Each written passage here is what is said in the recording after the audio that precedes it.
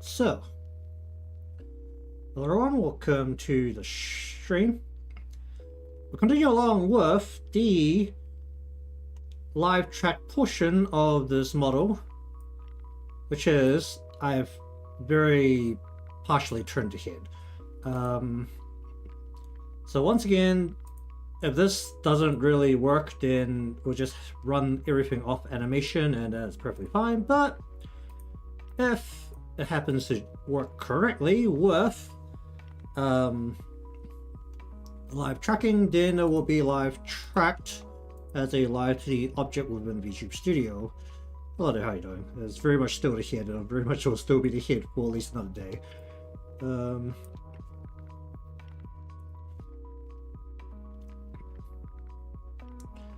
Okay, so for now, I'd like to shape the head a little bit more. Honestly, the head shape usually doesn't matter all that much, but I still have to be aware of the hairline and the amount of cheek that I'm actually getting here.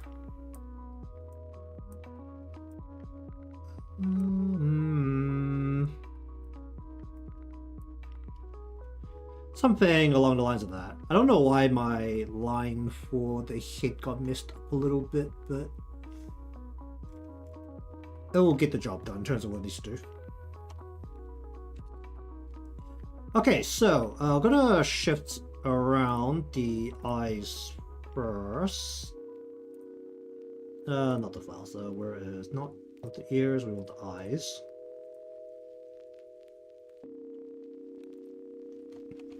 Right now, I'm setting the motion here to be under the lift. Ideally, the lift should be a independent motion, so it shouldn't get affected by anything happening below it. Is what I'd like to think, but it probably won't work out like that. Actually, let me have a think about this. If I put a lock on it, what would happen?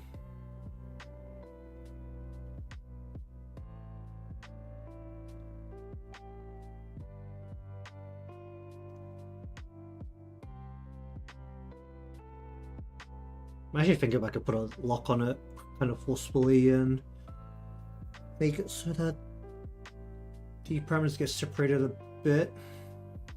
The main problem is I actually don't know how well you can lock up the motions in a live 3D item.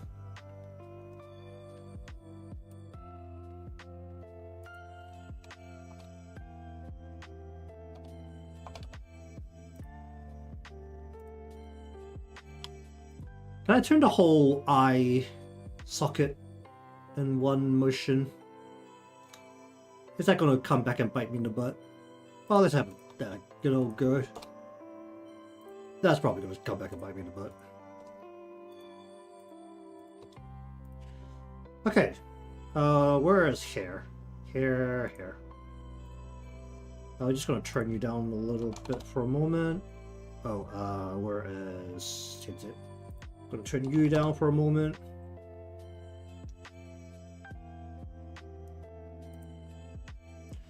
One, two, three, four. I should probably actually separate this into different folders, shouldn't I? This is good.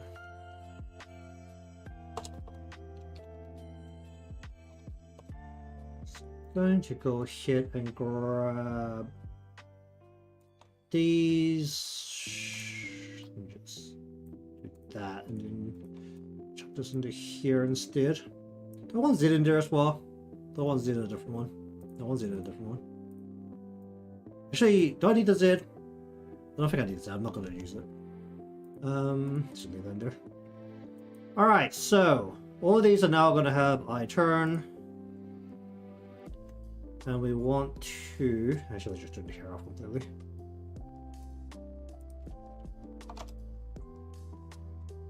Yeah, that'll do.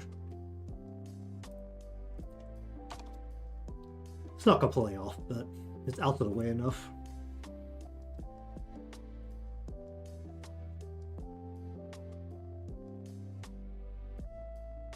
Oh, I did the hit wrong. That's hilarious. Just like looking at it now. Hold on. Let me redo this. That is not where the eye line is at all.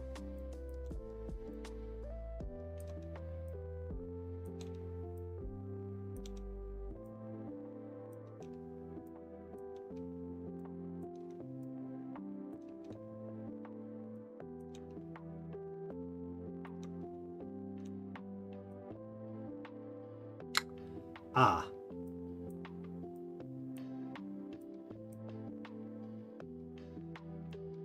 Go like this, and that'll kind of do what I needed to do. Where it's not this brush, I need this brush.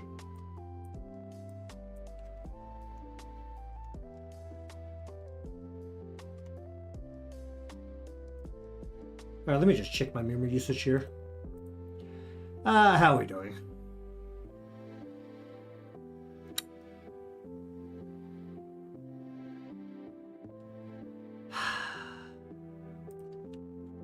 Alright, let's close that. Alright, that should help a little bit with the little bits of jumpy lag, but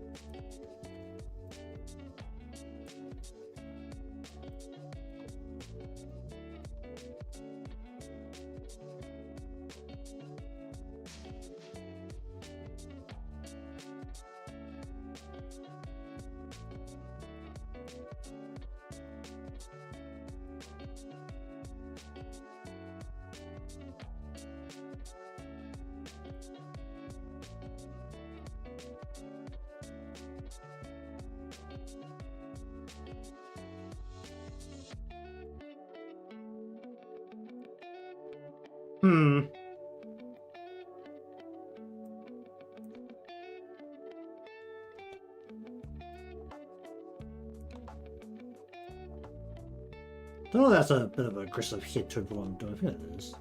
Actually bring it in a little bit.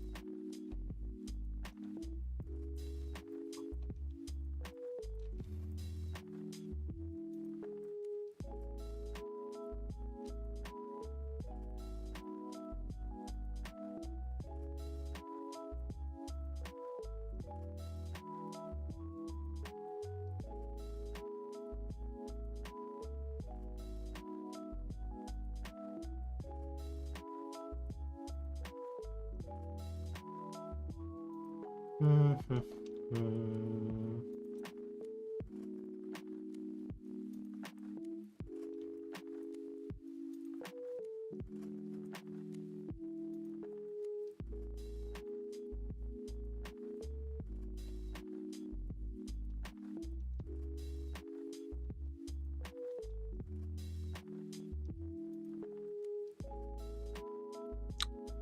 How do I feel about that?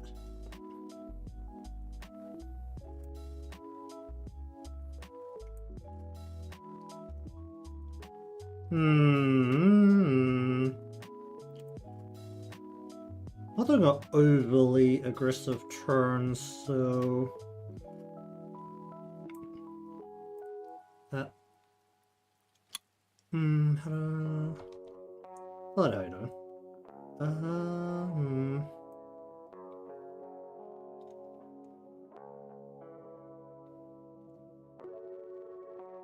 Okay, I feel okay with that. Well, now, if I need to adjust it later, I'll adjust it later. Alright, where is other eye?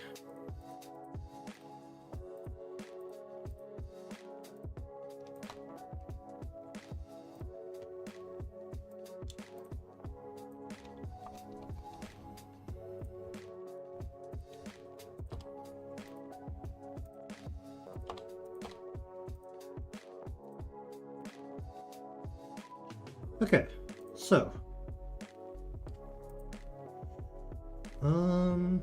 Oh, cheers to that. Let us bring you in and we'll go a little bit like that.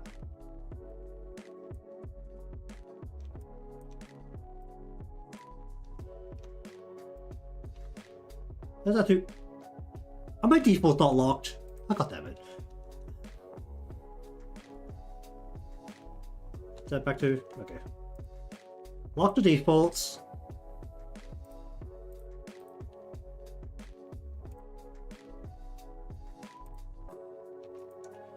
Either way, welcome to the stream. Currently going through some head motions. Effectively, the work right now will be similar to what you'd see on a chibi style live tracked model of the same general design. We want to go...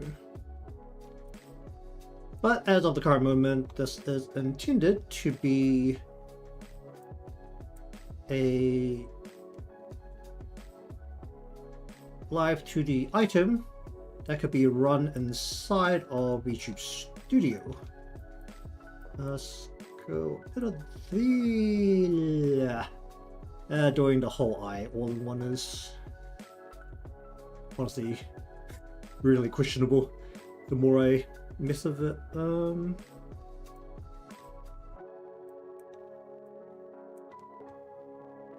Should really just do the parts separately, but it's also not a high enough level of detail for me to really warrant it. No. In terms of the number of things that are happening, then perhaps, but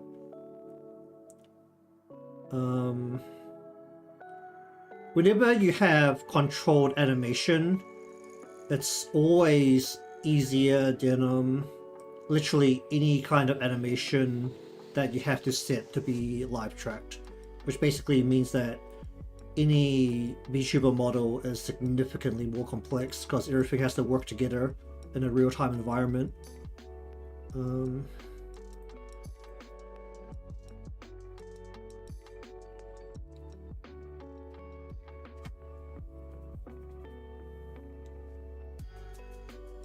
Whether you like to call that animations or not, that's a different matter, but...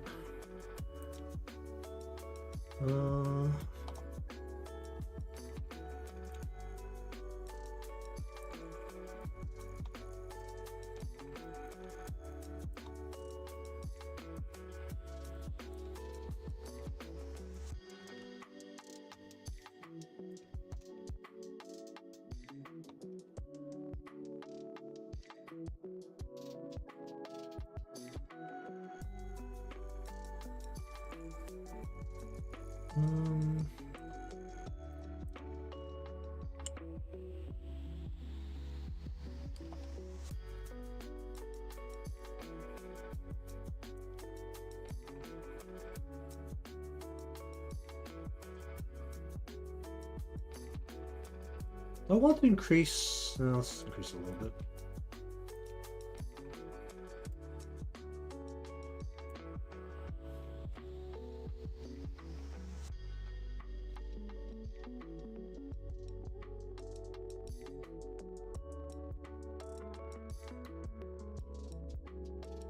I mean, in terms of like a model that required a lot of different parts to move and sync with each other, that was a fully controlled animation, then technically my in-screen animation would fit into that general category, because that whole thing was done inside of Live 2D. It wasn't taken into After Effects, where perhaps parts of it could have been done a bit simpler.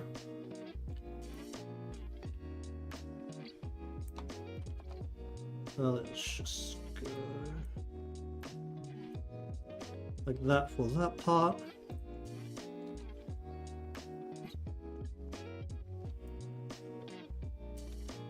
And technically I have one that is more complex, that is incomplete, because I need to switch out some of the art pieces because they're just not working. Actually, on that note, let's bring it up.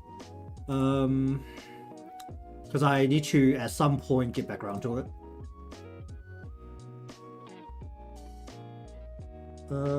Because I have this that is partially done, but I found in the animation process that some of my motions just didn't work the way I needed them to. And you can kind of tell from the sheer number of folders here that there's a lot of things going on here. Like even... I mean, most of them are, yeah, just like gatherings of motions and categorized physics components, but there's even the camera here. I mean, all of the bigger animated things I do usually have a camera within Live 2D to simulate camera motion, but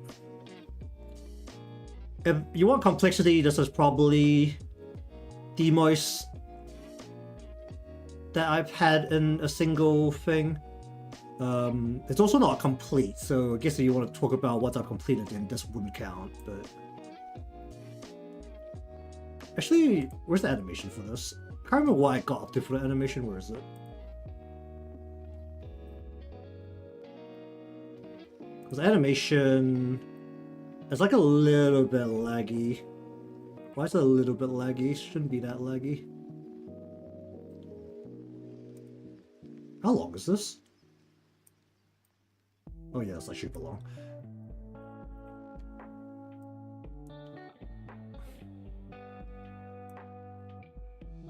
I don't remember some of these parts. I feel like I did more on the mouth movement. Where's the mouth movement?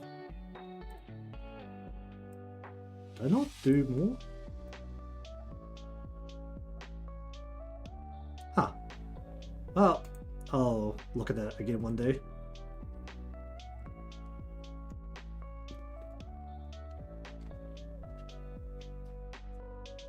Yeah, I'll finish that animation at some point. Maybe July this year when Shark Week comes back around.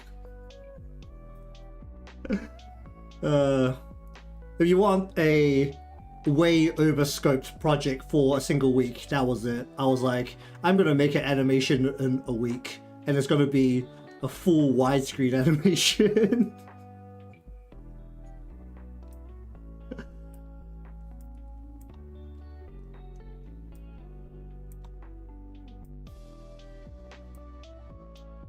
That was not a good idea.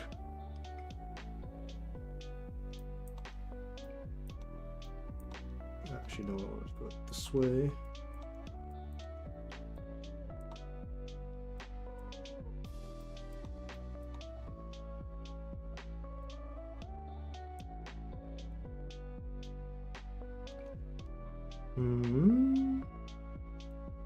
Actually, no, I want this to be more like this way.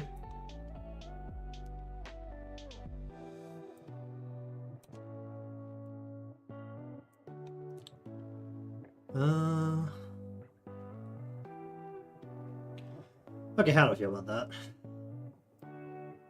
I don't like how this is. Gonna like that. Let's bring that in a little bit. Alright, where's the head? Not you, head. It's shape, left, turn. What is happening here? It's just like a couple of... Oh, right, because this is the cheek on this side. Let me just... The fact the lines are a little bit messed up on this side really don't help. Or like in this general area. We can smooth it out with a bit of precision. Control point. Manipulate. What the hell happened to the line there?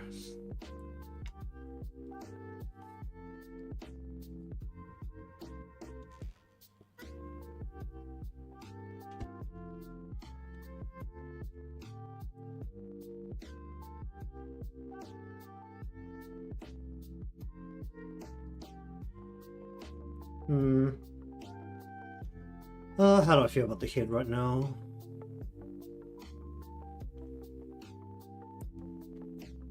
Where's Iris?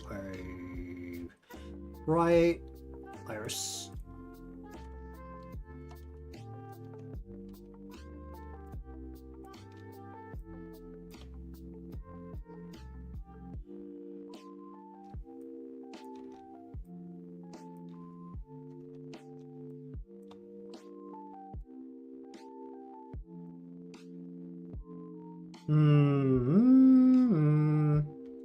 I want to bring that eye a little bit further out.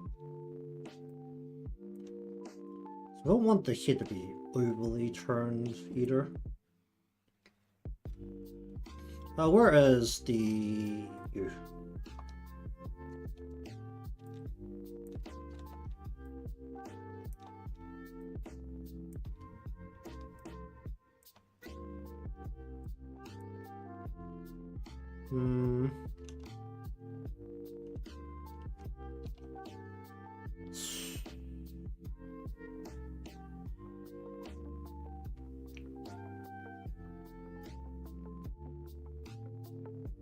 Okay, I feel okay with that. Alright, we're just gonna do a full, complete X-turn for now. Which means that there's time to start moving the hair around. So realistically, this should be a little bit quicker than the standard head motion part of the modeling, given that there's less complex pieces on Seia, especially in this general chibi style. By that, I mean that there's a lot of forehead and we don't have to worry about hair at the front.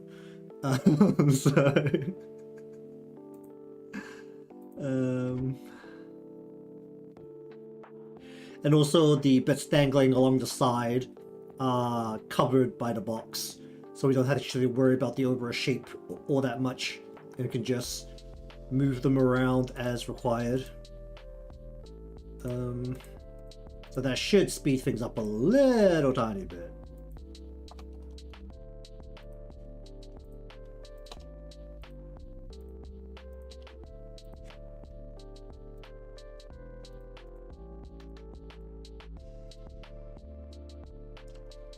Okay, so what we want is to actually do the top. You to turn down. I need, where's top? Hit the head, top. You.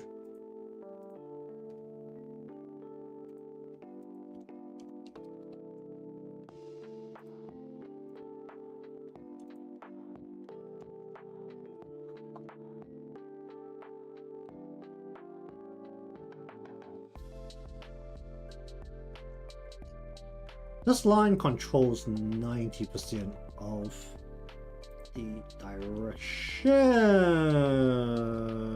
here. There's a line that goes right down the middle for it, which should help the shape here a bit.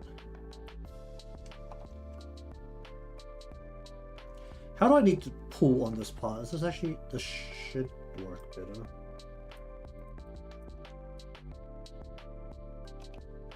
That should help it a little bit. So I'm turning it.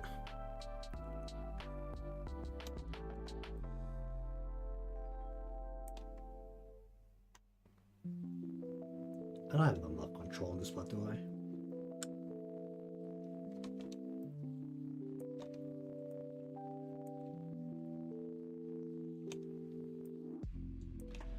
Okay, we're not going to worry about the sides of this piece right now, but...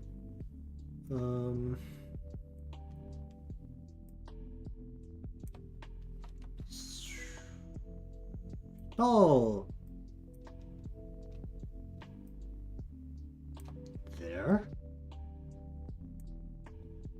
Maybe out a little bit more.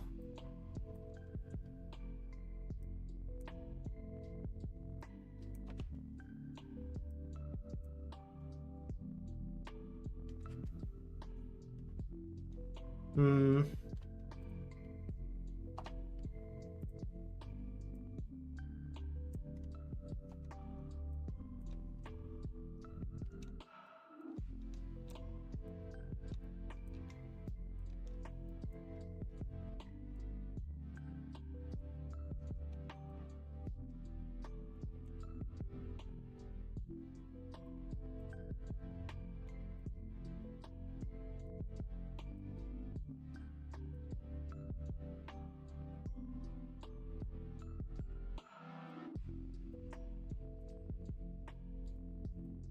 Go up around, higher up on the head. How much did I miss this line?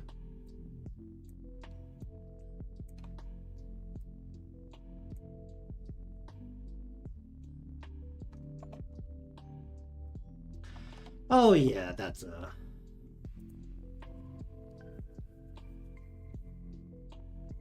let us change these to 9x9s. Didn't think I had to do that for that.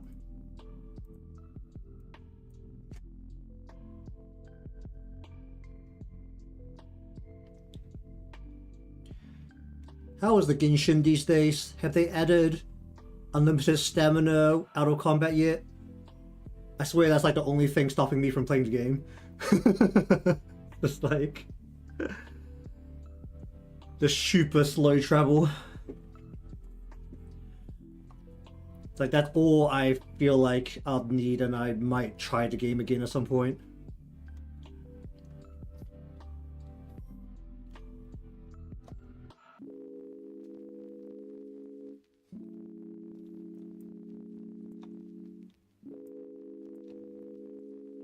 Oh, I say that, but my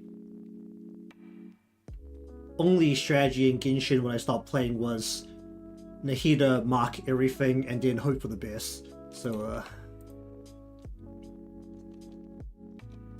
I'm obviously not playing that optimally. How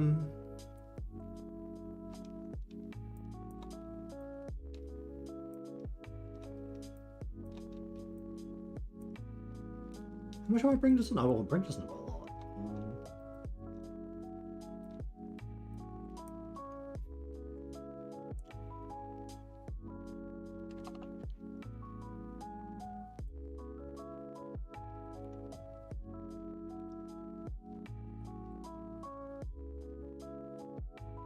No, we'll still say I feel like the Genshin world is just like too empty. There's no incentive to walk through the world after like the first time. I don't know how I feel about games of like overly open worlds.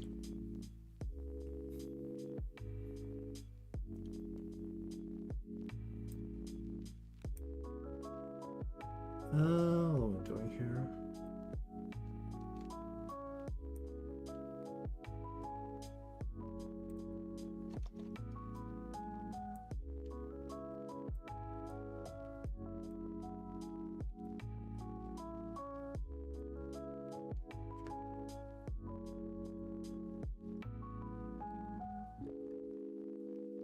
There was a one of the Tales of games that I tried doing a playthrough of quite a long time ago.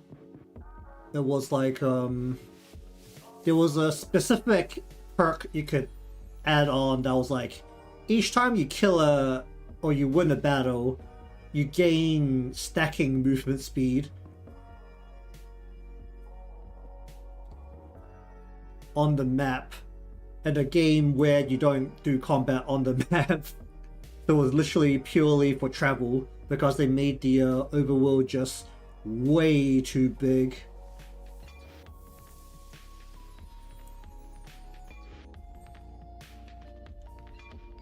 And then when they made the like next game, which was effectively supposedly, I think, based on the timeline, a prequel, like the world was like significantly smaller, but they didn't need to give you speed boosters just to travel the world between battles with like regular enemies, which is nice. I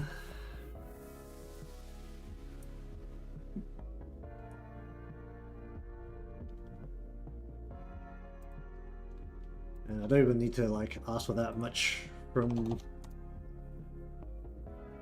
the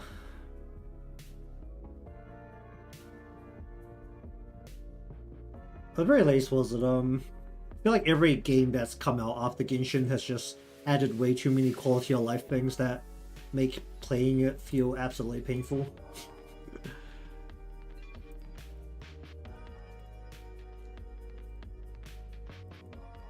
You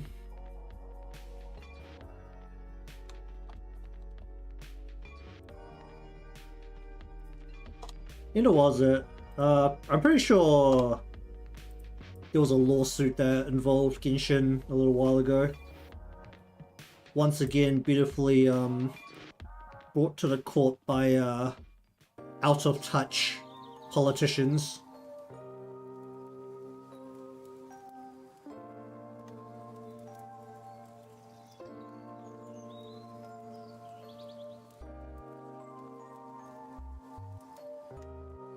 But the on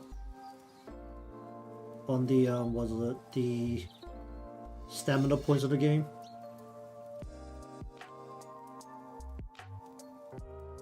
I feel like that's more of a system to just force them to like, or force people to play the game more consistently, but they don't want to fall the way up.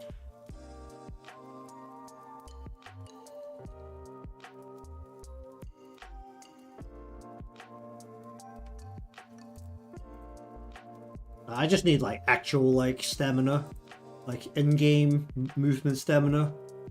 That's the thing that bugs me the most.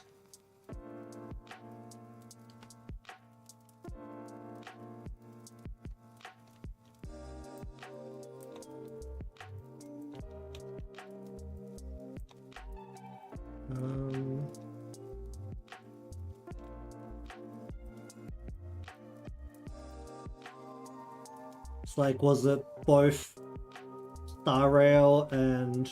I mean, Star Rail and Zenless both don't need you to like really take your stamina into account, but the fact that you could at least move around the maps at a consistent, faster speed is really like extremely good. And then Wuthering Waves came out and had the out of combat, was it running, like unlimited running stamina. And they're just like, okay, it's like, you really need to put this into your game for Genshin.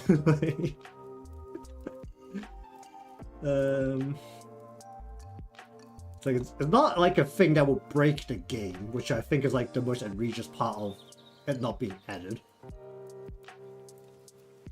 Like letting people sprint across the world without feeling like it takes 10 years to get anywhere because your stamina constantly runs out isn't that big of a deal. At least it shouldn't be.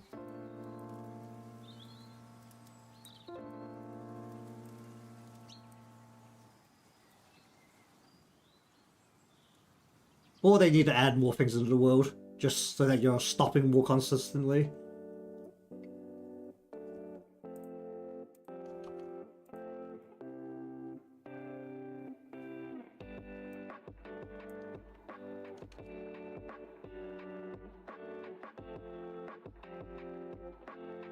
Yeah.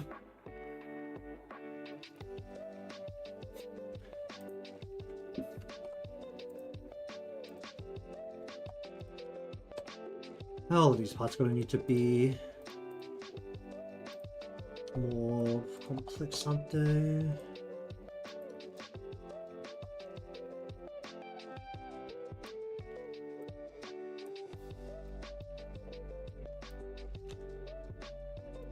I mean, I don't really expect him to add anything to make the combat any more interesting at this point, since it's basically set in place how it works.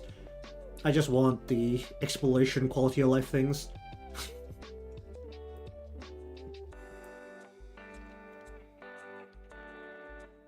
I mean, it's also like a very clear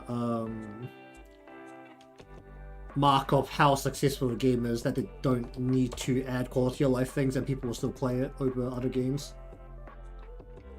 Because for the most part, the game runs like relatively well, and you're not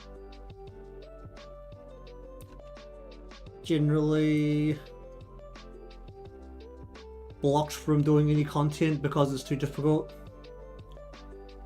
I mean, that's how I feel about Star Rail. It's like some of the content that feels a little gacha locked. I mean, you kind of force it if you like have a really big range of characters like grinded up, but that's not realistic.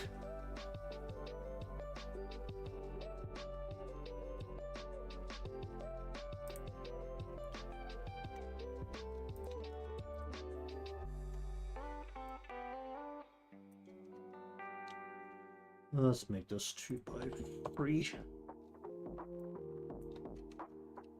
Oh.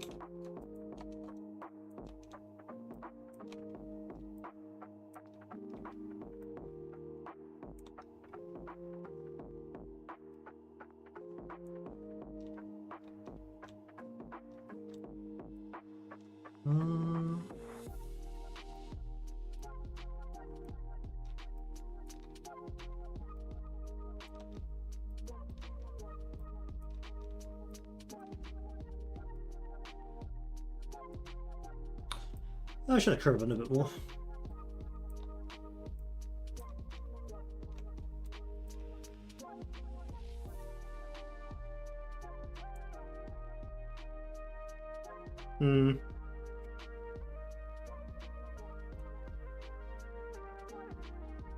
That's pretty much why I'm sticking to Zenless now with the all Hoyoverse games.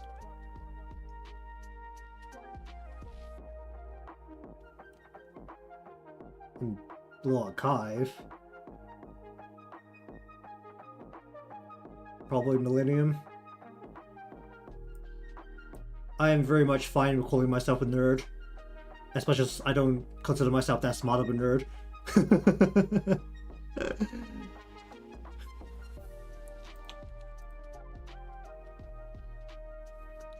I'll be perfectly happy going in with the rest of the nerds.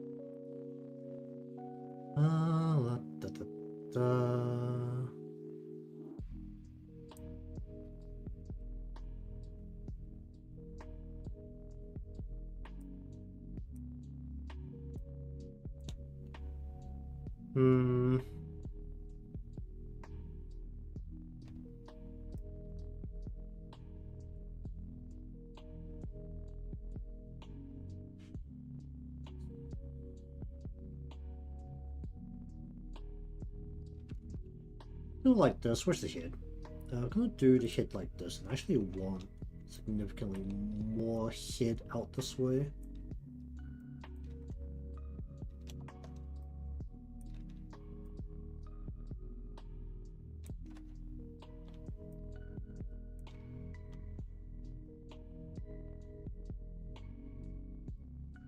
That'll be really nice if this line could bend a bit nicer for me. What's causing this right now? Is it just this? I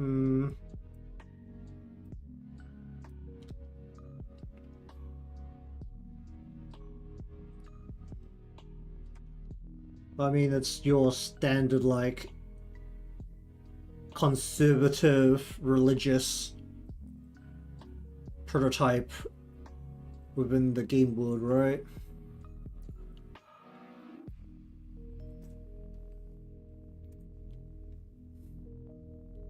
Of course, you're gonna get a good smattering of racism.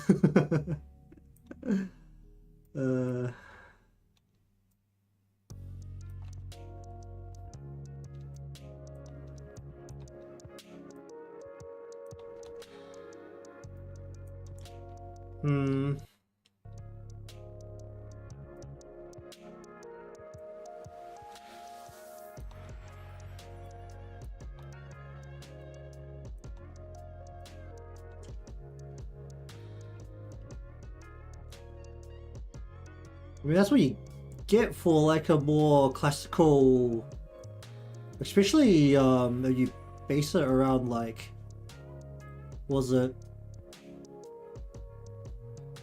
What were they based on? They were based on the British, was it the English church? Because that's that was still effectively like during a monarchy.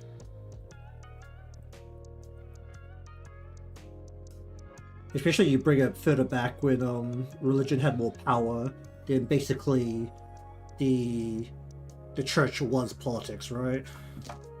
When you go back like that far.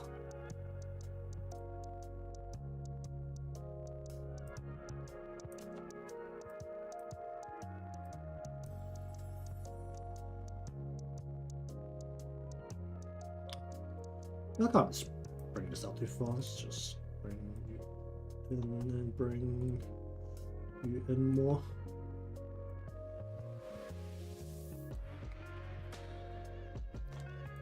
Just turn you a bit less.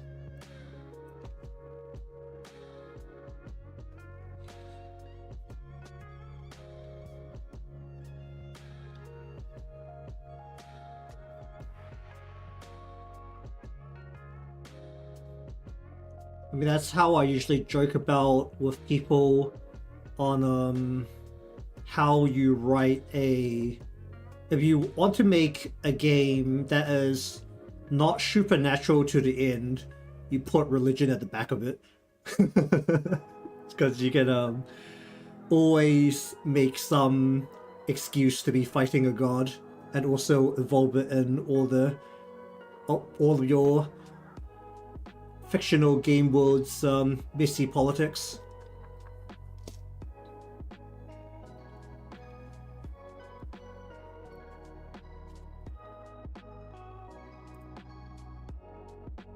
What the heck is... It's not this, this.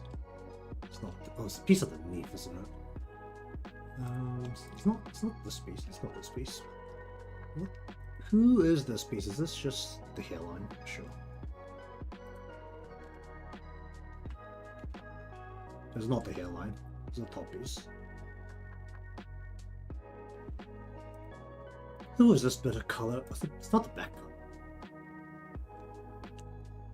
Oh, it's sticking through. Oh, that's hilarious. Well, that doesn't matter. Something else going to get in front of that.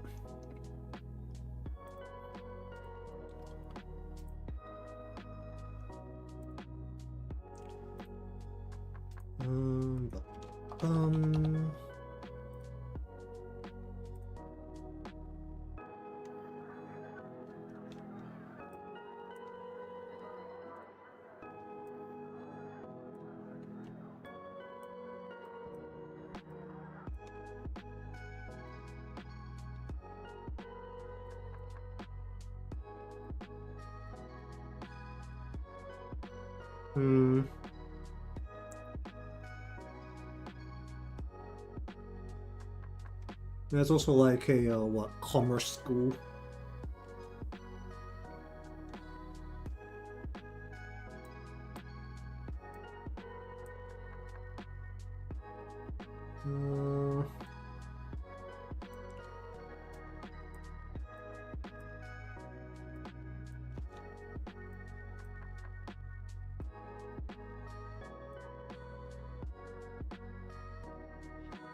Okay, that is then going to be determined by how the front part goes.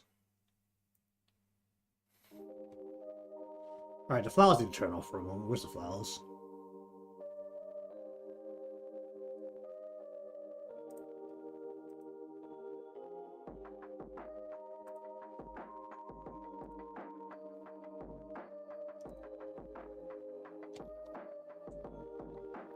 Get those out of the way from... Actually, just leave it at like 5% so I still remember the deer. Okay.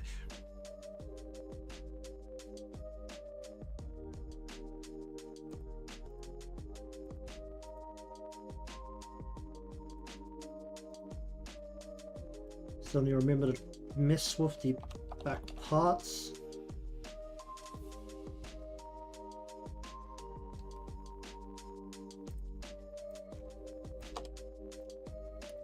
Hum.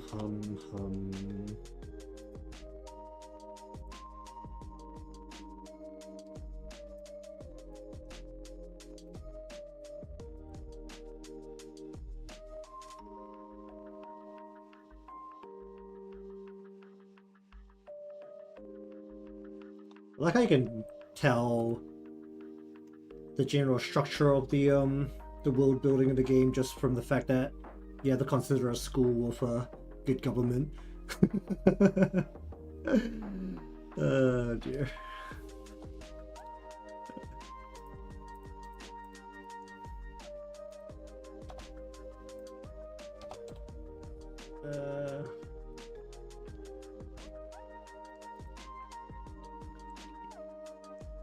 So you need a good governing body at school as a student.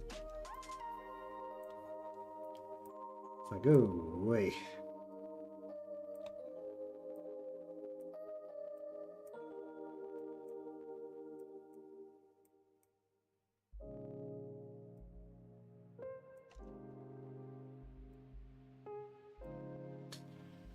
Do I have the control points for this? What's the mesh? That should be able if I just go mwah. That is questionable.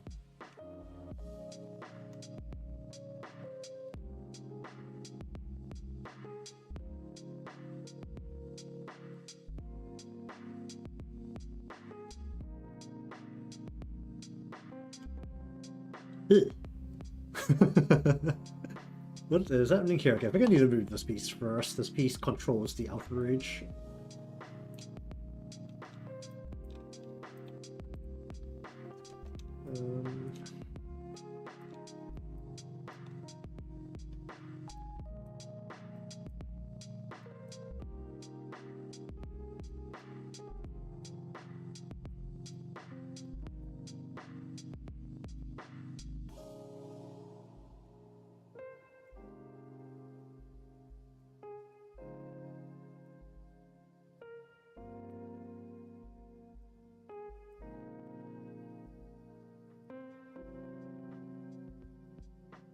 I actually want to bring this in a little bit, don't I?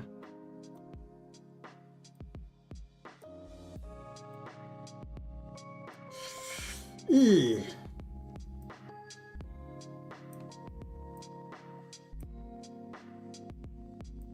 Can I do this piece? Maybe something like that? What do I feel about that? I want to go over here. It's probably a little problem that I can't see the head right now.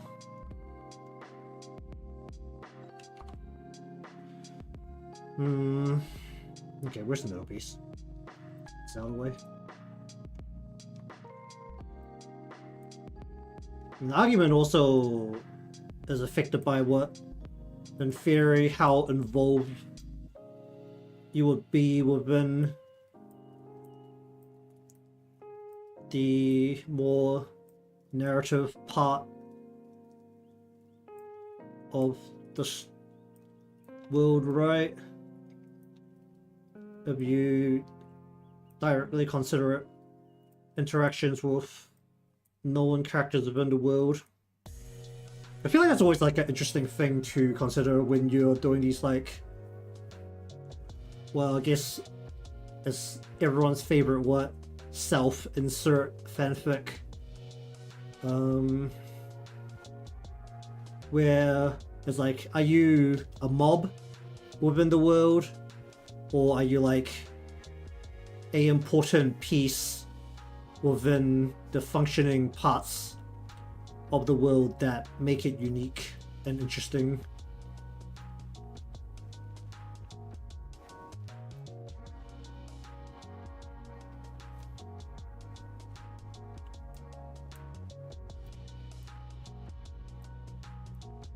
Because you look at it in that way, then it's like, if you just want to be a mob but still be involved in a lot of things, if you look at it in Blue Archive terms, then you'd probably be looking more at like Gehenna or Red Winter, where shit's just like going down. You could either be causing chaos or you could be part of the revolution.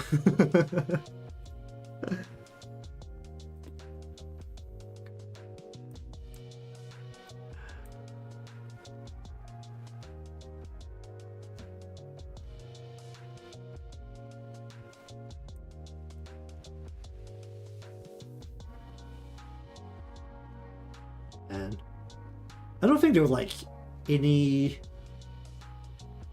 I don't actually know how many like activities were provided by my high school in terms of like, was it intercurricular stuff? There was like sports teams, but I think that was about it.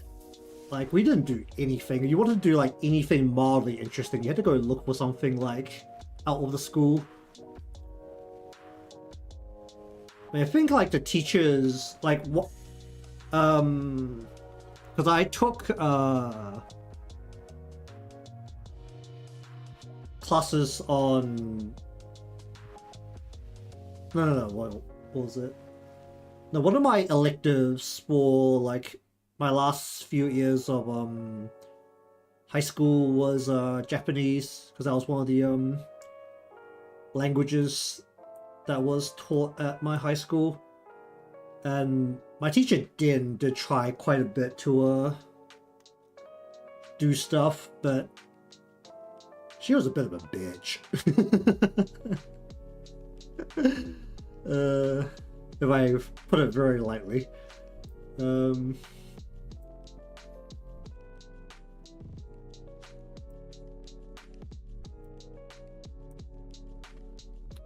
need to move the side piece out of the way.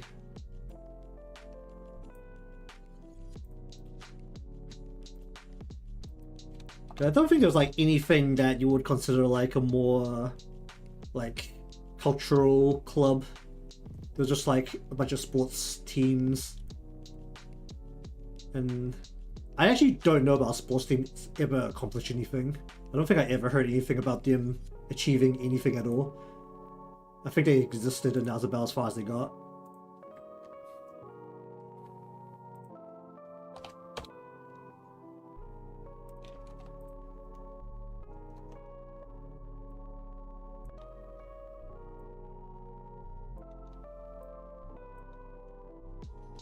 I mean, that's how it usually goes with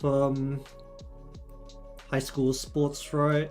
If your team isn't already winning, then they're probably not going to be doing much winning.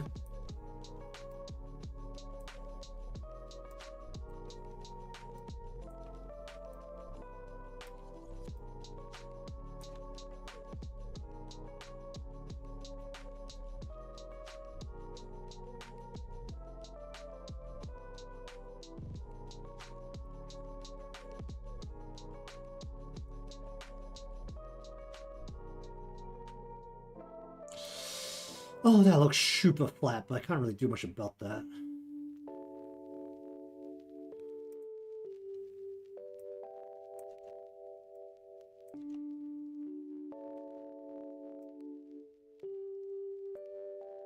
Where's the hairline? Oh, did you go through high school with COVID? Yikes.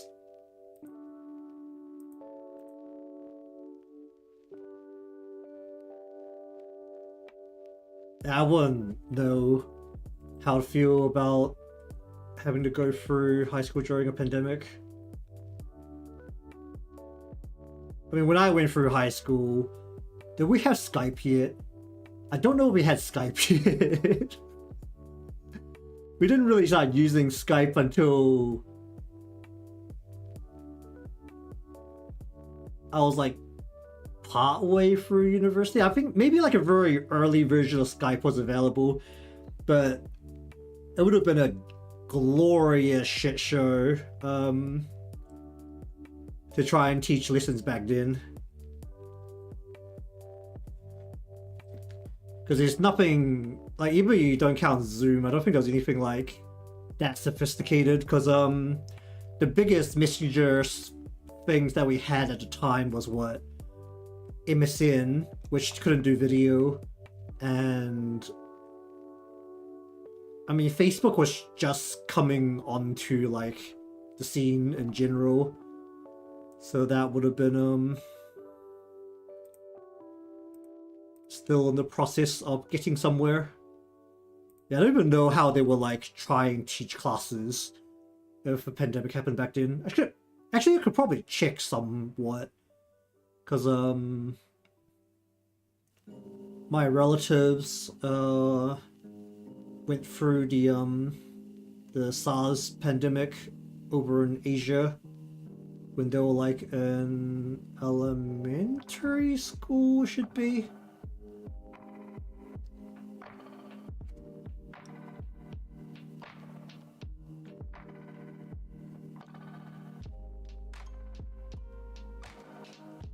I mean, I get that. Like, that would be how it feels.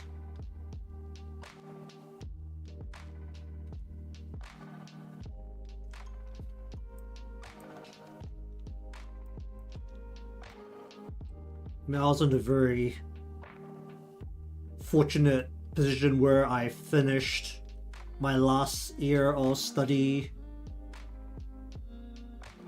for a degree like the year before COVID hit, I think.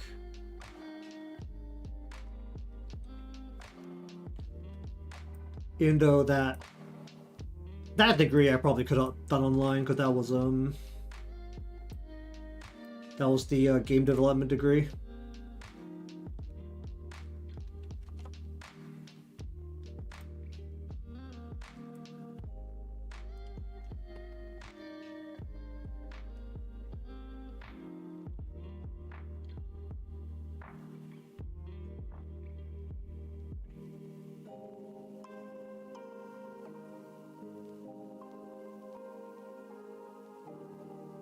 Yeah.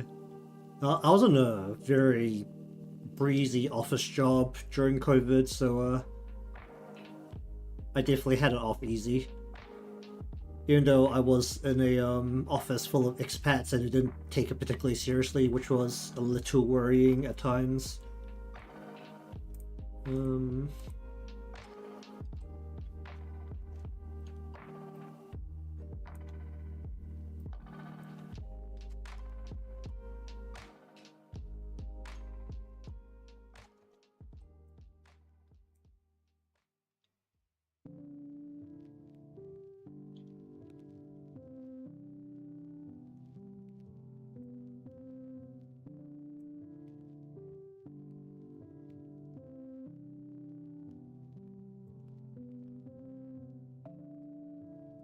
Oh, that's the ear.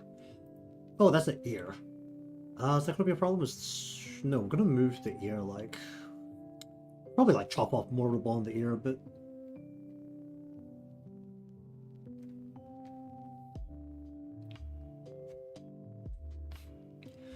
I mean, I will fully admit that, there were many times during the work-at-home period of COVID where I was gaming with friends on the clock. I did not do as much work as I probably should have. Not like I had that much to do. I was never assigned that much to do.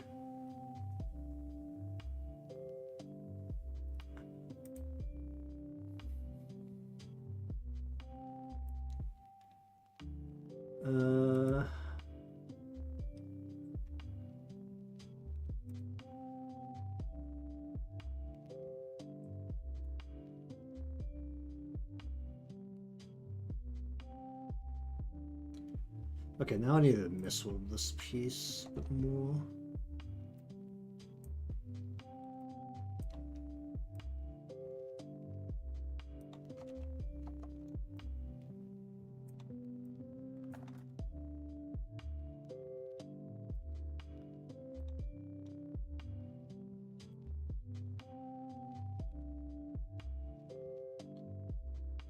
Where is the side piece here?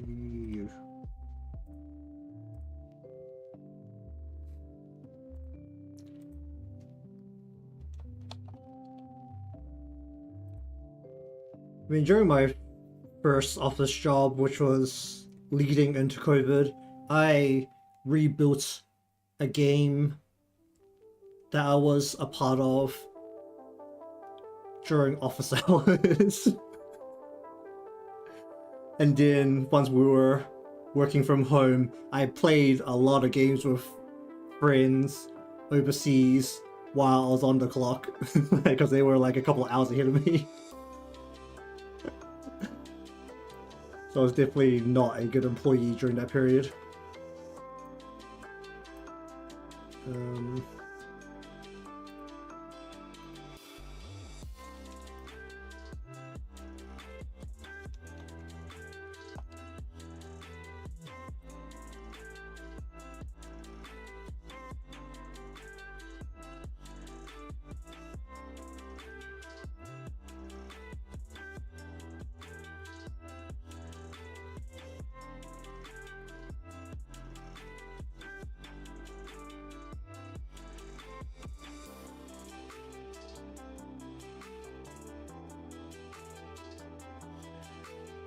You know, so poke out from behind your ear. Pull that here.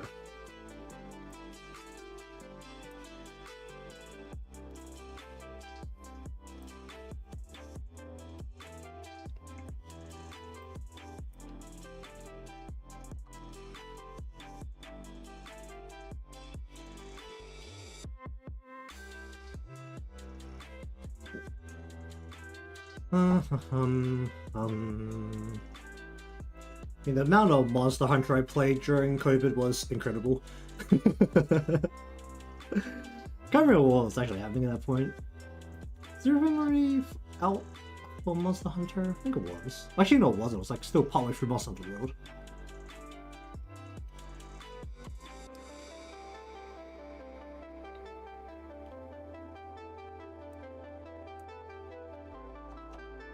And that's a generally better way to approach it, right? You end up regretting everything, then it's just a giant pain in the butt where you just spend your whole life regretting things.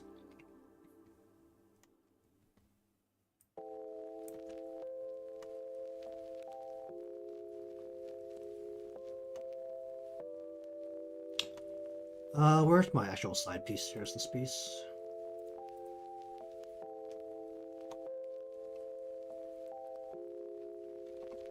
It's more like a back piece though here.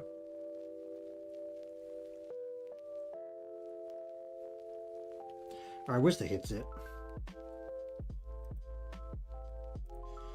Top band here.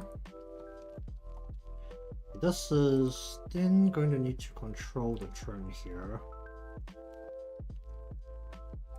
I mean, it really blurs together, like, once you really think about it.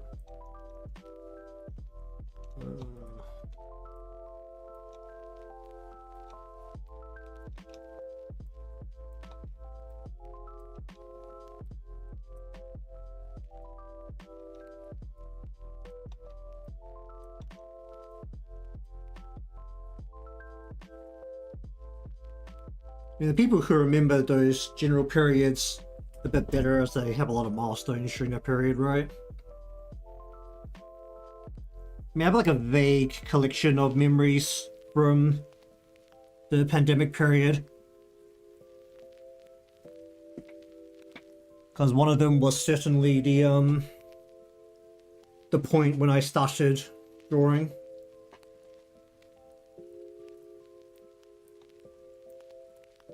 So that's generally like one thing I can remember.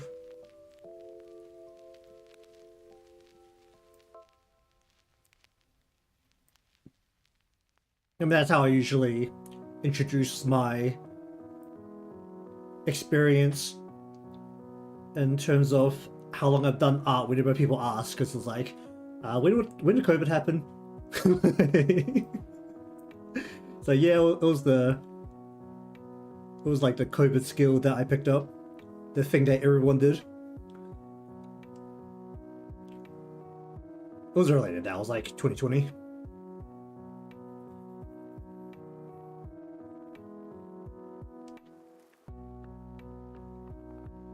I mean, the other thing I know for a fact that you could judge the start of COVID by was Animal Crossing came out literally the week that the whole world locked down. So Animal Crossing absolutely destroyed everything around it in sales.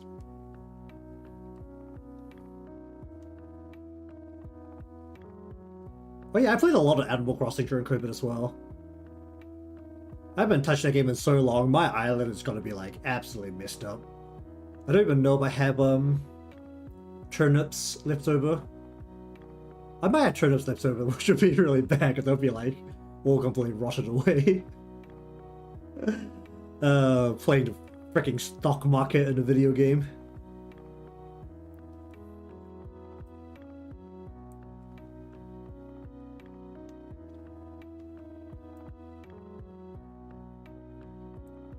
Animal Crossing was definitely an interesting experience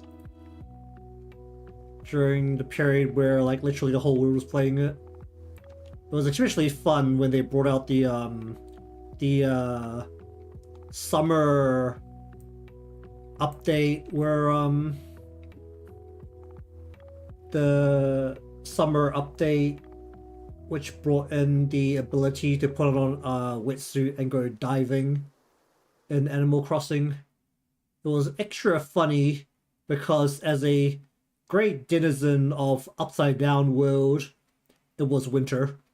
It was very winter. It was snowing on my island. It's like, yep, it's time to get into a wetsuit and go diving because it's snowing.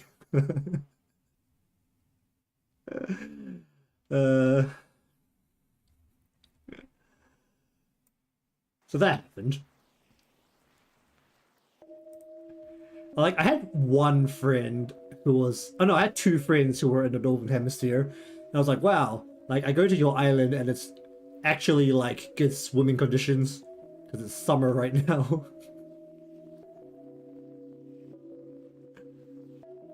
Oh, wait. Is this piece controlling just now?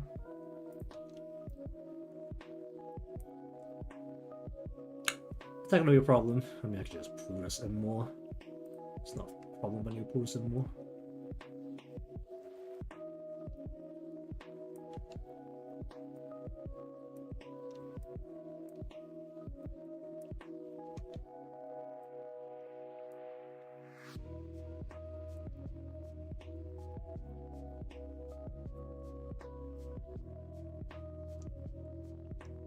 At least that was definitely the best part of the summer update for me. It's like, wow, summer, yes, very summer. Cause I think they also brought out a whole bunch of new furnitures that was more summer themed. They didn't bring out anything for people who lived upside down.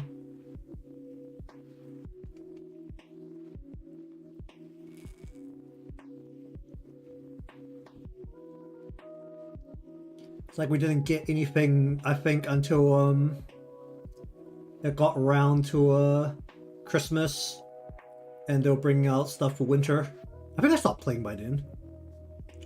Did I play during Christmas? I don't think I did. Like, I played it for most of the first year, but I don't think I played a full year.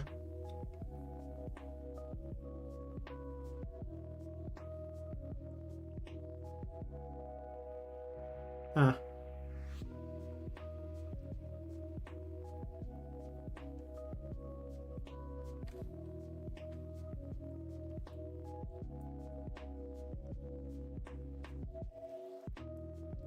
I mean, I just remember my friend saying that. I was like, I must have been very lucky because I finished the fossil collection like really fast.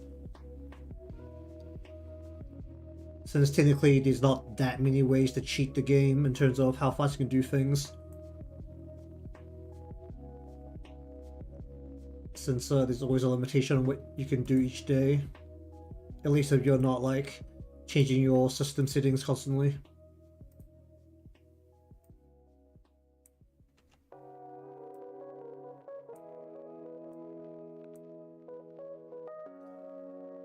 This also was the last physical copy of a Switch game that I played. You know what? I think I could probably check. Let's just turn on the old Elgato. Actually, I haven't used my Elgato capture in a long time. Let me just reach back here and get these up.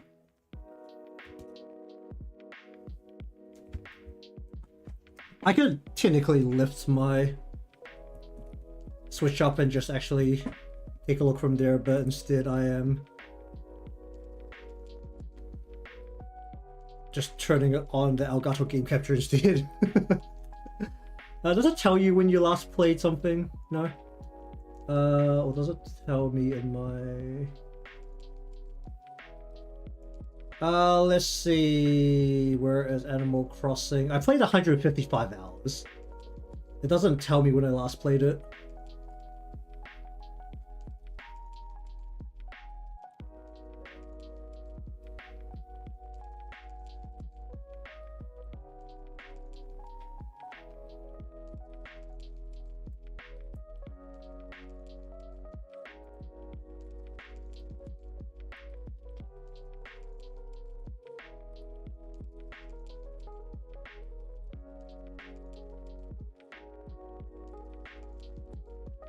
I mean, honestly, I haven't really touched my Switch all that much.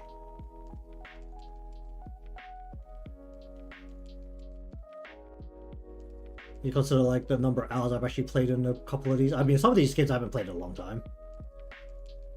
I barely touched some of these games.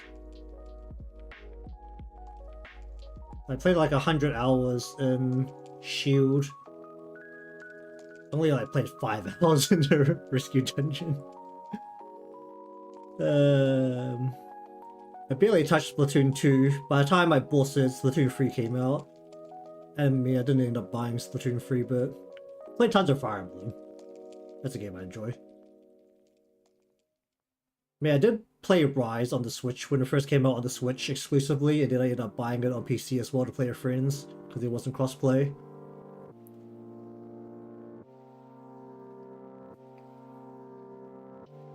Violet. I can't even update Violet because I don't have enough space on my memory card.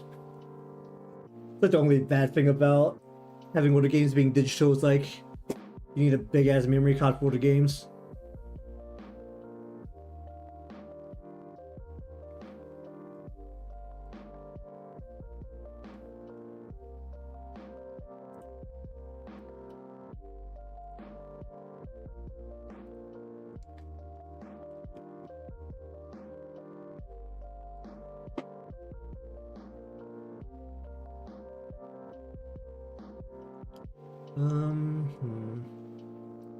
The side piece needs to move more.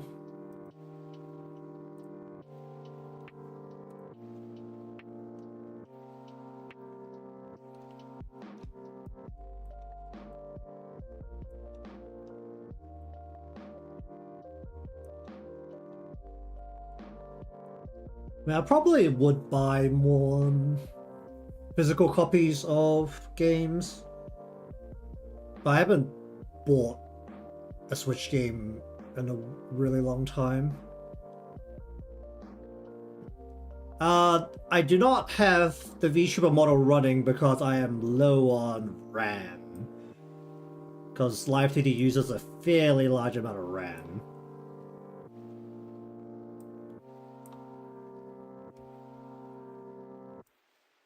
But hello there.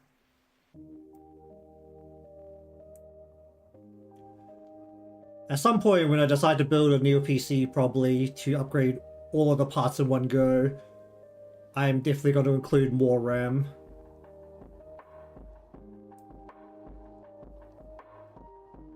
No, I'll only do that when I need to download more RAM for Minecraft mods. Is that where that came from? Downloading more RAM?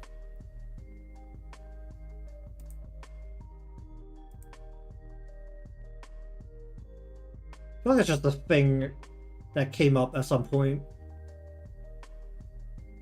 It's like a pretty old build. It's like, actually, what's the fastest way to look at specs? Probably like this, right? Where do you go? Wasn't there something on Steam that just brings up your specs? Here we go.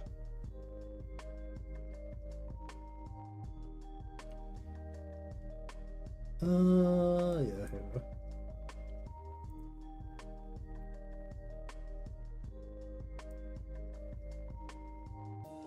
It's like what? AMD Ryzen 7 37X. Video card is like a 2070, so it's like pretty old at this point, but it gets the job done. And then I only have 16 gigs of RAM, so that definitely needs to upgrade next time. Probably do like, I might actually like splurge on RAM the next time I build a PC. Just go like 2 sticks of 32 and go up to like 64. Probably overkill, but honestly, if I'm doing a lot of graphic stuff, I'll need it.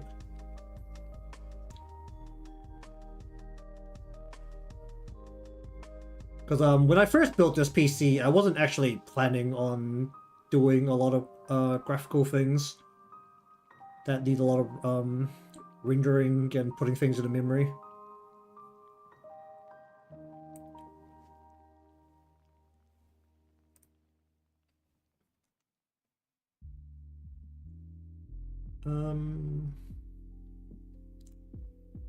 I don't think I've ever actually built an Intel machine, like an actual like custom build Intel. I've used Intel computers before, but they're always like pre-builds. I feel like every time I went around to like build a PC, at the time AMD was better for the CPU. It was like there wasn't any particularly good reason to get an Intel chip.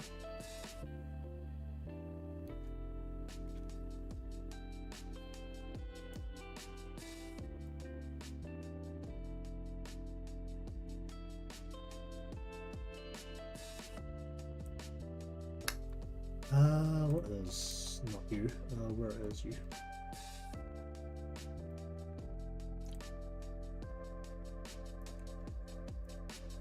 I mean, I don't think I need that nice of a GPU. I mean, I guess a more modern one these days would be what, like... I mean, I definitely don't need like a 40...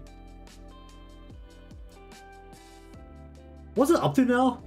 Last time I heard, or I checked about it, was what, like 4070, but they're up to 5070 now, aren't they?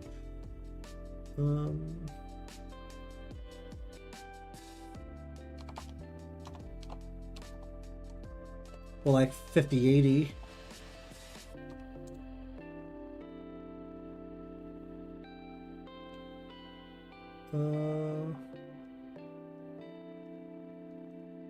Or 4060, 6000.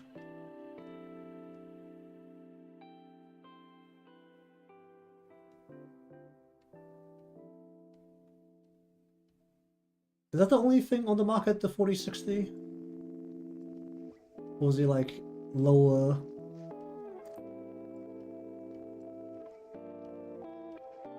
$4060. Well, 3060s are still on the market, so like Well, I could get one now, like a 3060 or 3080 would be fine. Like, I don't need that big of a GPU, honestly. Like, unless I was like, what do you do with a GPU like that powerful? Because I don't watch movies, so I don't need like the super high quality rendering on movies. And like the all that lighting and stuff. And I don't render videos at that high of a quality either.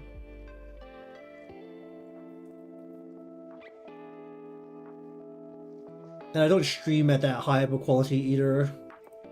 What am I streaming at right now? I'm not streaming at... I was doing like 720, what am I doing? 1080. I mean, it's a bit better on YouTube, since YouTube's a bit better about encrypting and encoding the not encrypting, encoding the stream for different qualities. But since I'm also sending the feed out to Twitch, which does not do that, it's better for running the stream off a lower quality, because you just want more people to be able to watch. So I don't need it for streaming either.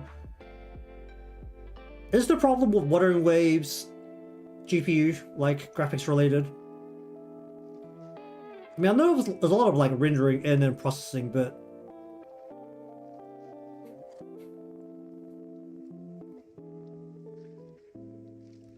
I don't know if a GPU would help.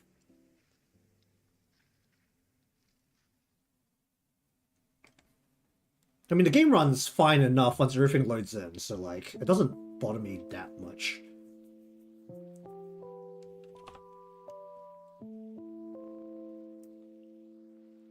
Like, yeah, it's a bit of a pain in the ass, like, the first 5 minutes the game starts up, but beyond that, the game runs perfectly fine.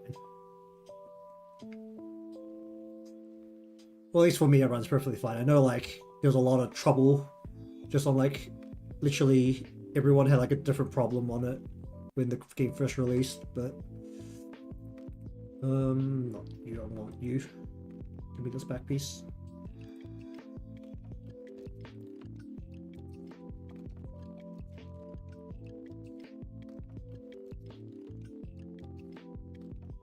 Like, I just get these ears out of the way for a moment. Where's the ears?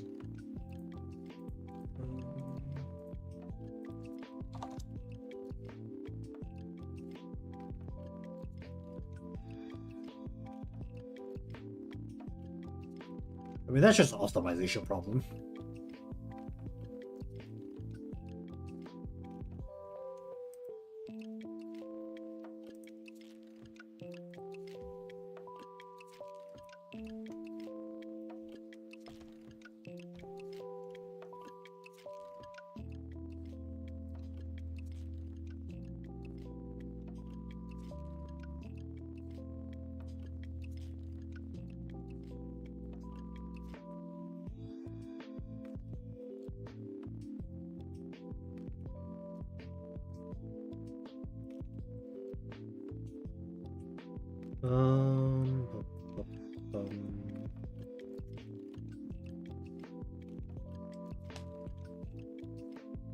I mean, even then, like, if it's just loading terrain, it doesn't matter all that much, because once it's loaded in, it's fine. Like, it's just you wait a little bit before you start doing something, and it's fine. Because I don't feel like I really need to play games that like ultra high qualities.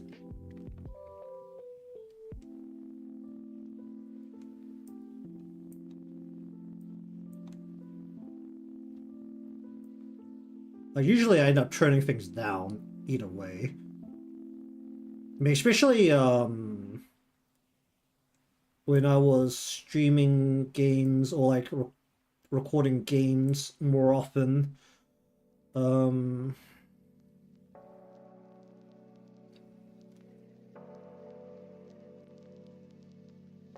It's just less messy to look at a lot of time.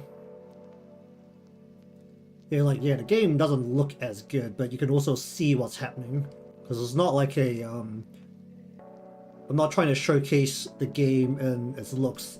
It's like, it's gameplay and commentary with the things I did, so it didn't matter that much that the game didn't look as good as it could have.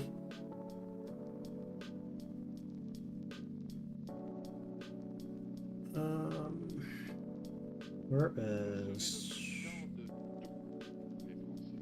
Right... You.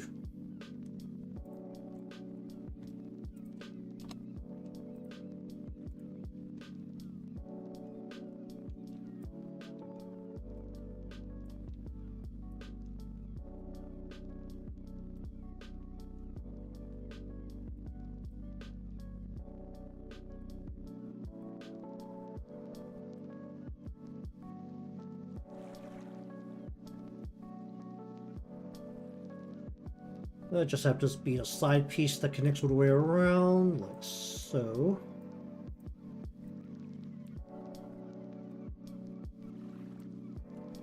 Then we just want to go... Where's the left side? You...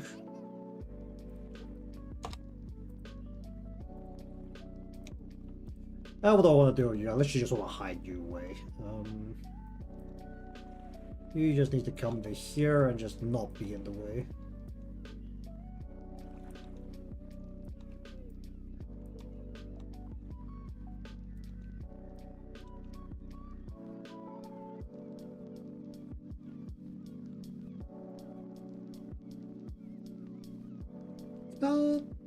Is it about there? Is it like a little bit less?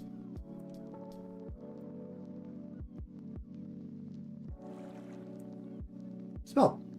That is about there, right? Oh boy, okay.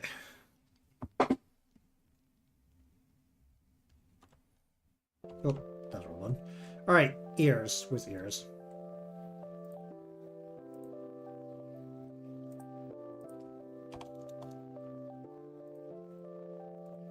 Then we'll worry about the flowers after that.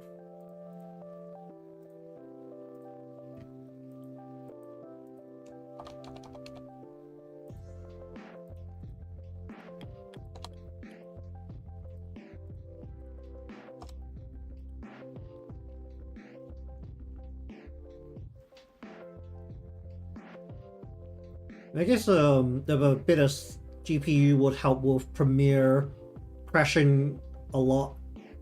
It's like Premiere and After Effects both crashing every now and then. I'll probably okay with getting a better one, but honestly, I presume most of the time the reason my Adobe products crash so often is because they're pirated.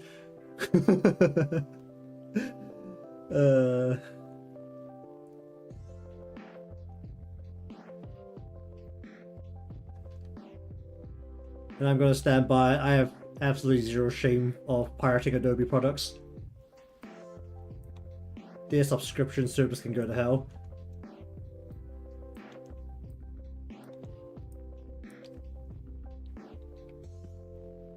It's like, I'll probably like put more effort into trying to learn how to use DaVinci if it wasn't for the fact that Live 2D specifically had direct support for working in After Effects. Like, that's literally the thing now that is getting me to stick with it. I mean, I admit that I'm not very good about getting through and actually editing videos, but there's also a very big part of that, which is me losing my shit every time Premiere crashes. I just like don't want to work on it anymore for a day.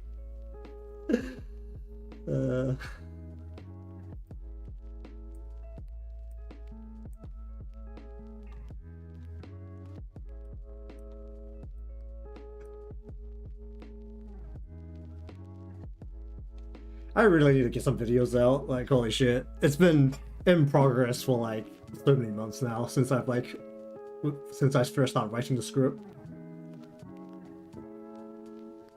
I'm still not even like the main part of the editing. It's just like, oh my god, it's crashing when I'm just doing the early part of the edit. It's not even before like I have 3 or 4 different things in the timeline. Or like 3 or 4 different layers on the timeline at the same time.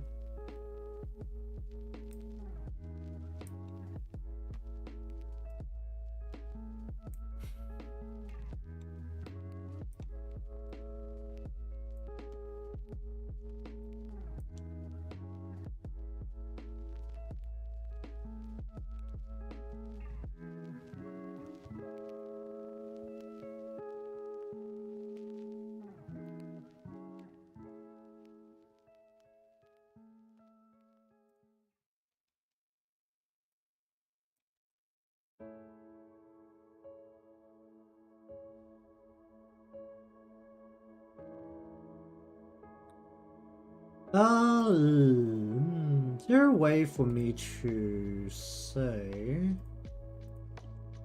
Let me just see if I can do this.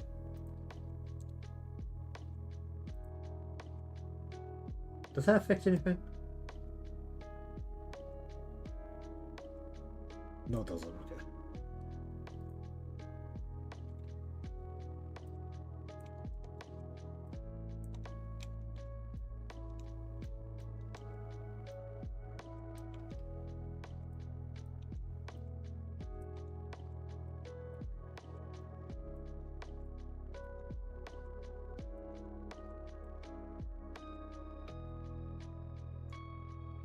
I mean, I feel like also, if you actually bother to follow my Twitter, there's like 3 things I actually go and post there. So one is what I should be doing is when I actually post things I do, like for the art pieces that I finish, or the videos whenever they actually go up, I'll post them there. The other 2 things I actually put on Twitter is me complaining about Yu-Gi-Oh! Or me complaining about Adobe. It's like the few things that really come up there.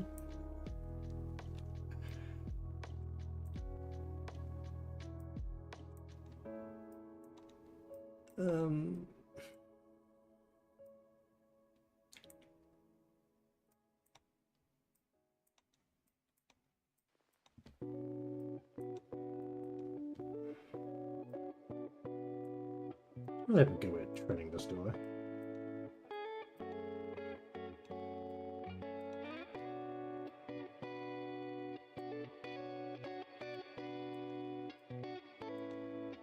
I should just try and keep the fluff sticking outwards.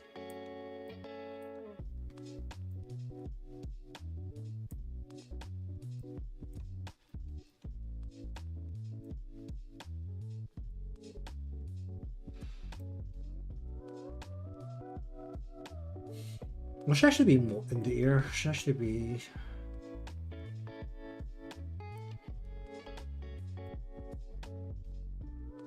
more inside the ear. Is that better? There's a slight problem where it's covering the inside piece, which includes this line, so there's just like no line here. Oh dear.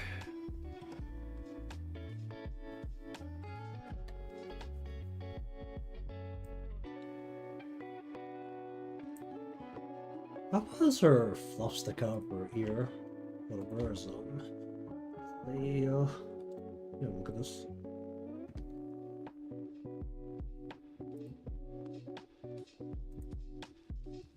The fluff stays inside the ear. Okay, sure. Oh, wait. That's reconnecting.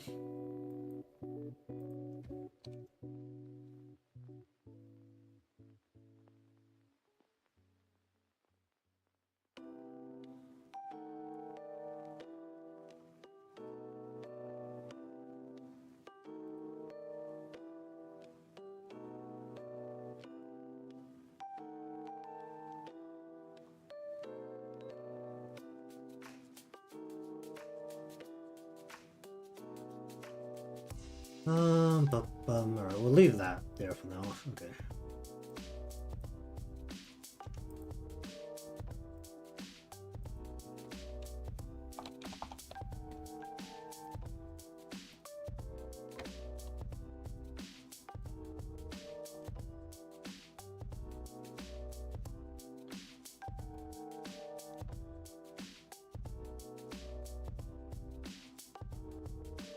Do I want to try and move it back in perspective a little bit? 'Cause we're looking down on her. I'll move a little bit. Oh, let's just do this lazy way. Let's go. Not this, we can do this.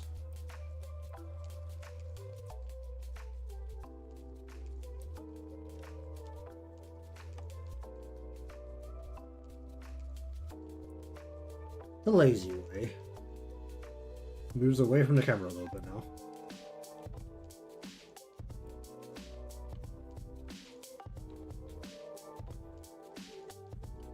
If it needs to do more, but otherwise that should be fine for now. Alright, let's see.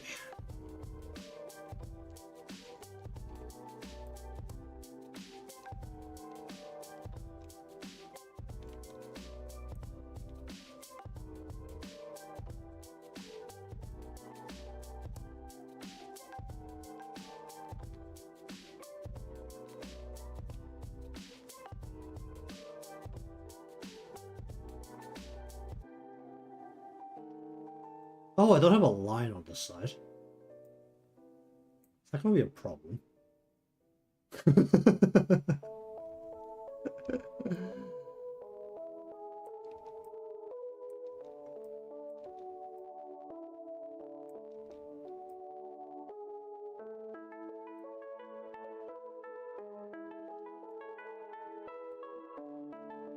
If it looks very janky on a line.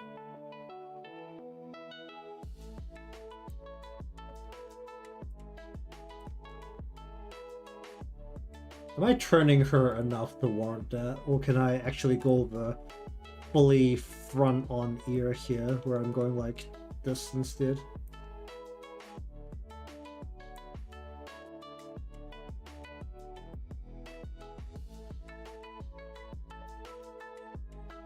No, I can't.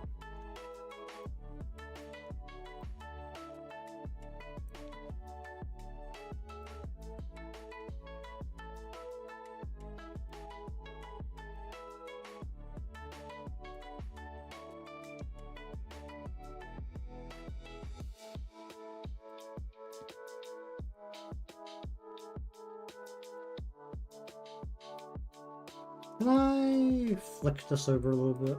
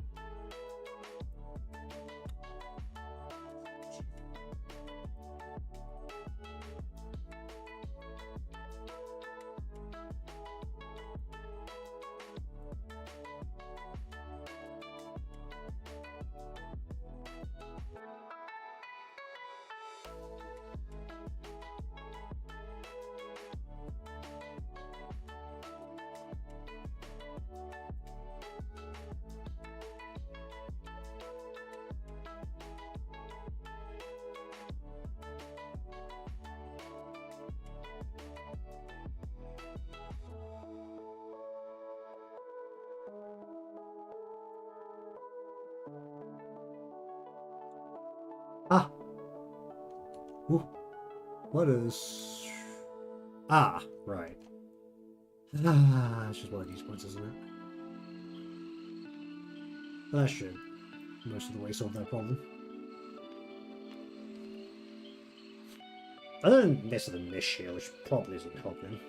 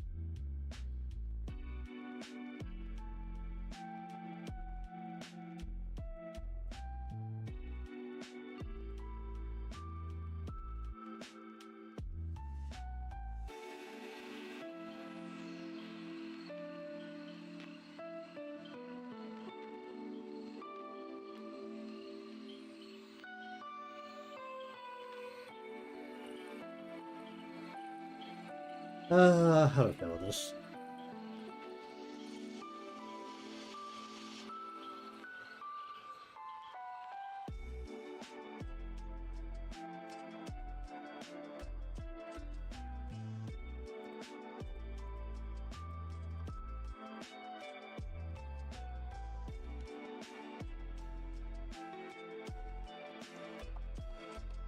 Okay, this should be able to behave just by going.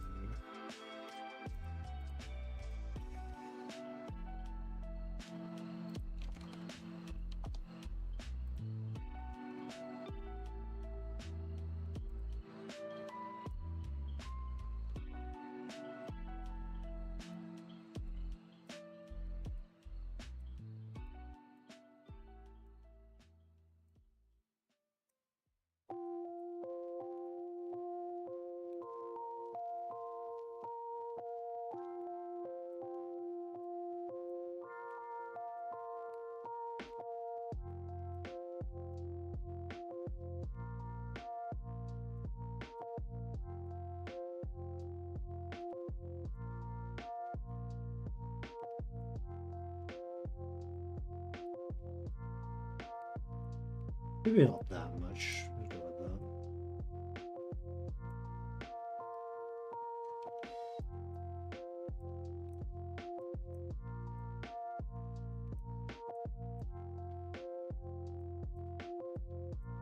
Hmm.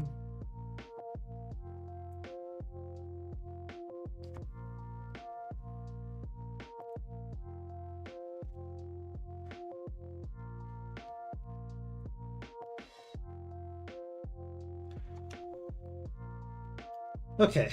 How do I feel about how this is looking right now?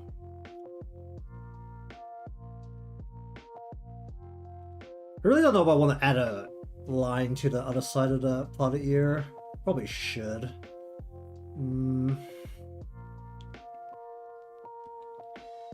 Alright, where is you?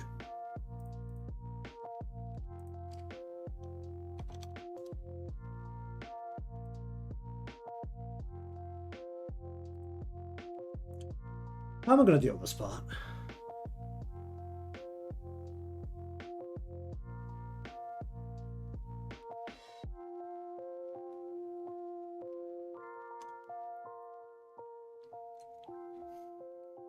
Do I have enough hair pieces to hide this behind everything? That is really the question right now.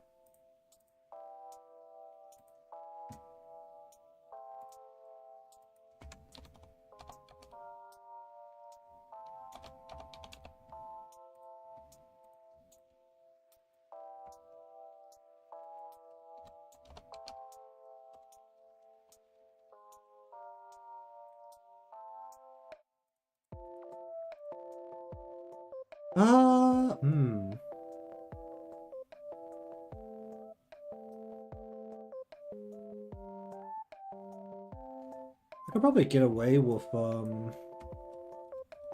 quite a simple. I can't. Well, I can on the horizontal rotation of the head, but I can definitely not on the vertical part of the head turn. Okay.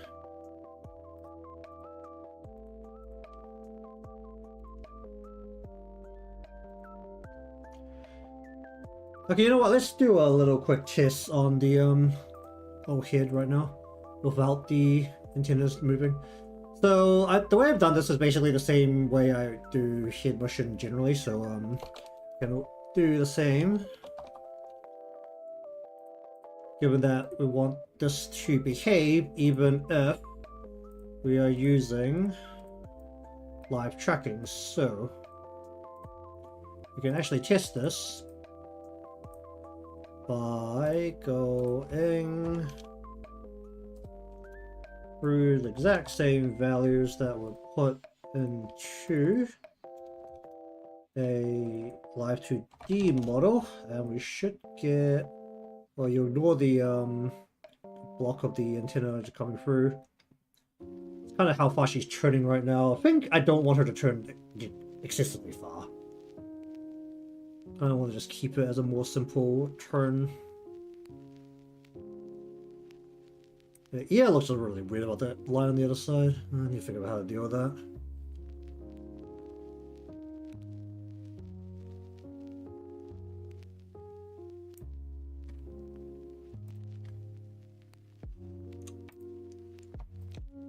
Alright, what are you doing up here?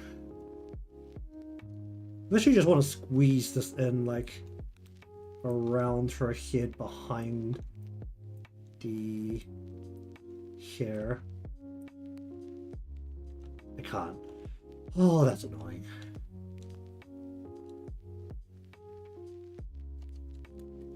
Okay, let me try to think about this.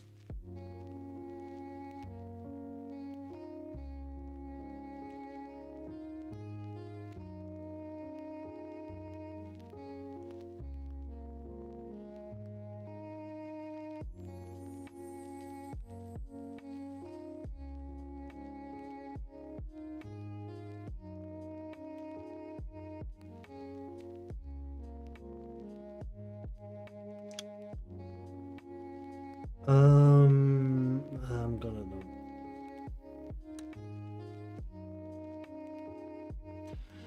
Okay, I need a mask here. What is the best approach, though? That's the current question.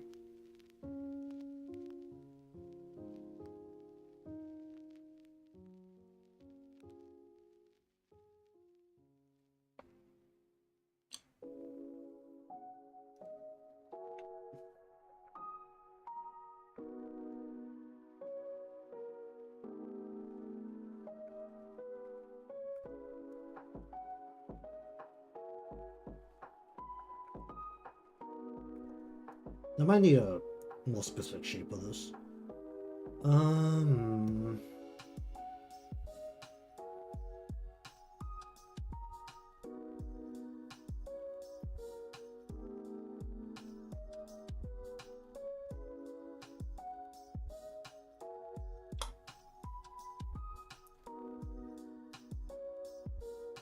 Can I use just one of the circles and the squares here? I probably can't, right?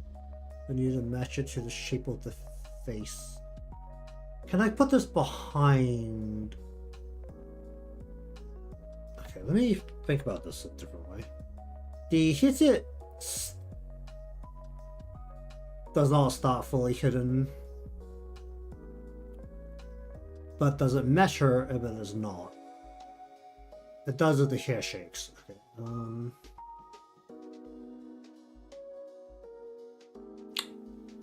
Let's...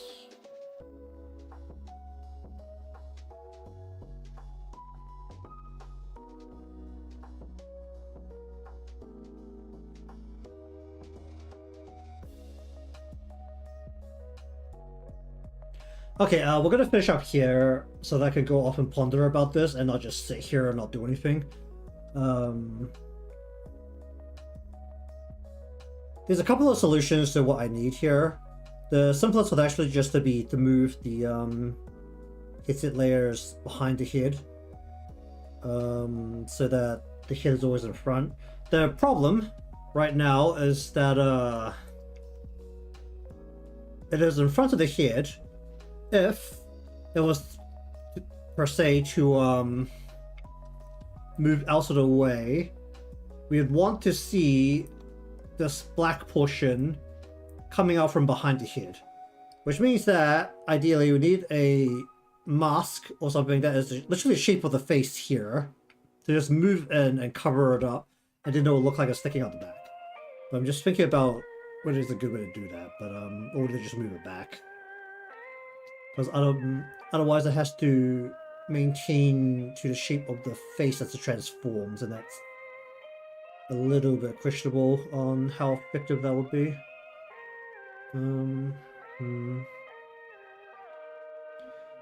But anyway, thank you very much for watching today's session of Life with Remodeling. The head is effectively turned one way. I don't think if I can figure out a good way to do mainly the ears part here, that this would be particularly difficult. So basically a third of the head is currently done.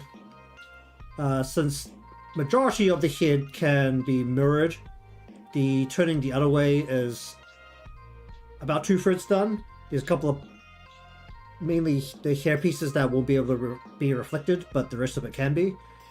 And then there'll probably be like a full session on hit up and then a full session on hit down, because those take a while as well. Also depending on how fast I'm actually working, but anyway, if you want to see more of this, sure to be subscribed. Did I turn on the Twitch today? I did not. So that you can see when I'm getting back into this disaster of mask on mask. Remember to leave a like, because that helps me out, and I shall see you again next time.